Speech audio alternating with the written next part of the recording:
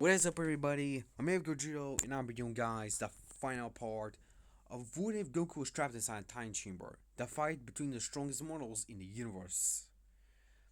Now, with the explanation, the Grand Prix would have given an explanation, with Bojack being one of the first ever mortals that Zeno created while creating all 18 universes.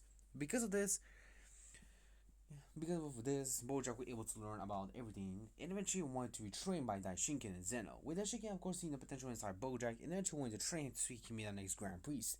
Bojack actually tricked the Grand Priest so he can train him and get the power to overpower the angels. Eventually, able to overpower almost all 12 angels, like Whis, Beerus, and other angels. But eventually, the Daishinken was struggling to even try and keep up with Bojack, seemingly as his power was almost unrivalable. But this when Zeno stepped up and he was able to overpower him. But it was just barely enough so Bojack can practically be defeated. If we're wondering how did Bojack become this strong, remember, Bojack got his potential all by the Grand Priest, almost had trained under him for at least 30 years. And these 30 years were rough training, not relaxing or anything, just rough training all the way. Which practically made Bojack to be encouraged strong while also utilizing his own variation of Ultra Instinct.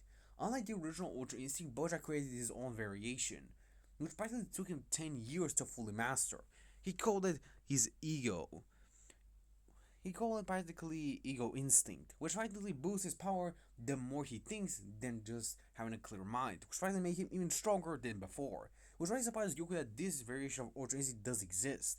But the Grand Priest tells him that this is just a full variation of Ultra Instinct that Bojack created. It's not as powerful as the original Ultra Instinct, but it's pretty powerful on its own right. Eventually, Bojack was able to be sealed, but his power was also sealed away, and the only strong mortal that was able to practically unleash his true power was Goku. But because of practically Bojack wishing to become the strongest, Goku's actually the strongest mortal to ever exist, even almost as strong as Zeno, if not even that. Which surprised Goku because he thought he would never be able to reach Zeno. But the Grand Priest explains to him that he may doubt his potential, but he knows that every Saiyan has a potential to surpass every god, just as they train hard and always work harder. Which Yoko is kind of proud of hearing that from Daishiki, but he's kind of worried because Bojack has now the power to end almost all multiverses if they're not careful. The Grand Priest explained that Bojack will most likely have a time limit of doing this wish. They always, of course, confused with what he means by time limit. The Grand Priest explains that they make sure that if Bojack is to use the Dragon Balls, he'll have a 24-hour limit that he cannot utilize those powers. They must use this time so he can get as strong as possible. With the Grand Priest summoning the Divine Time Room, if only the Divine Time Room is practically a room that Dashin created for him and Bojack to train a long time ago. This room can provide a user for 1 hour to be at least 10 years, which is pretty impressive.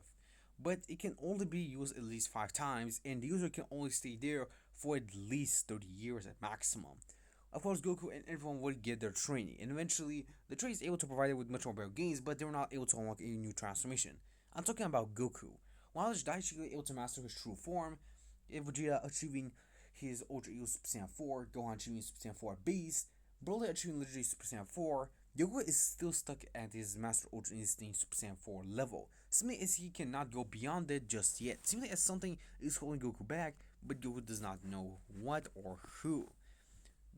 Of course, Grand Prix theorized that maybe the power of Goku's potential is trying to hit its peak, but it seems that Goku's potential is trying to push himself even further, but his potential is just pushing it back. Seemingly it does not allow him to break his limits as fast as he should be. Because Goku is always pushing his limits always faster, it seems that at this point Goku's luck of pushing his limits further is almost ran out. So they have a little to no chance of defeating Bojack if they don't work together.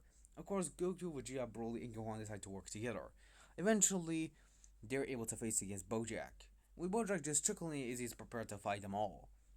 But before he could do that, he of course is able to provide something of a mind technique to Broly, able to mind control him and practically push Broly to fight Gohan. While Gohan is easily able to keep up with Broly in his beast form, he's able to overpower Broly. But it seems that they're both evenly matched. While Goku, Vegeta, and the Grand Prix will rush against Bojack just smirks his power up to his full power. It's seemingly showing the same formula he used when he got in the Tournament of Power. Goku, Vegeta, and the Grand Prix will try to push Bojack back using their powers, but it seems it was not enough, as Goku will be only in the front line, seemingly the only one able to stand and not even fight as well. As Goku is almost running out of energy, the Grand Priest will apologize to Goku, telling that he should have warned them and trained him before Bojack could appear, or at least help him and warn him about it. His Bojack just chuckles and tells the Grand Priest it's kind of cute to see his own master pitying on a mortal that he didn't train. As Bojack raises his hand, he shouts Hakai as he erases the Grand Priest. As Goku is shocked, Vegeta then rushes against Bojack, trying to hit him from behind, but Bojack is able to slice Vegeta's arm. Seemingly as Vegeta screams in pain while also holding his now cut off arm, Bojack just smiles as he tells them that his face warriors like Vegeta and they're nothing comparable to his power. He's just an ant comparable to a giant. As of course Bojack was trying to stomp on Vegeta's face, Goku, using a rage boost he got, was able to push Vegeta out of the way, taking a hit as Vegeta yells for Kakarot to watch out. But Goku isn't able to dodge it due to Ultra Instinct, but he's just exhausted and jumps down to base. Seemingly as Goku is now pushed his limits too far and he cannot utilize them anymore. Bojack just chuckles and tells Goku that he was an incredibly powerful opponent, but it's time for him to end this. Goku, remembering about his family, friends, and his rivalry with Vegeta, Broly, and even his son Gohan, remembering how he fought Beerus and was able to defeat him due to pushing his limits, remembering how he was able to defeat Goku Black as well, and even Moro. Eventually, Goku tells him himself that he's not going to be held by himself. He's not going to hold himself back. He's going to unleash all his power right here, right now. And with a powerful roar that shakes all the multiverses, Goku roars as his skin becomes the crimson color, as Goku's hair becomes blue and red, as Goku powers up into Cosmic Super Saiyan, or true potential Goku. This is Cosmic Super Saiyan Goku.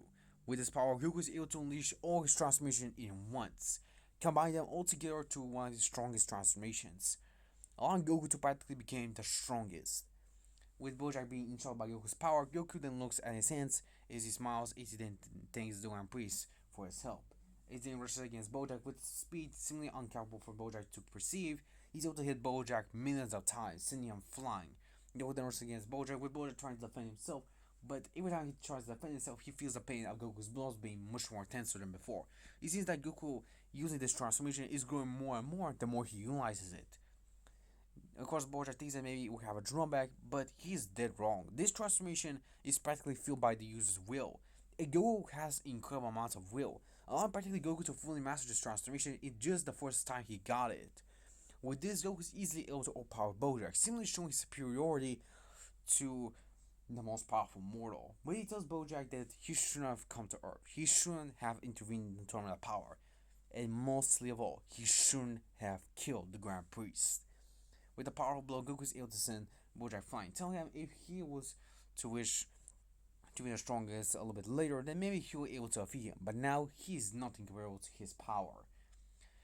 Bojack tells Goku that he's bluffing. He tries to use all his power to fire the blast Goku, but Goku was just in the slap of his hand is able to disperse the blast, seemingly as nothing was able to scratch him.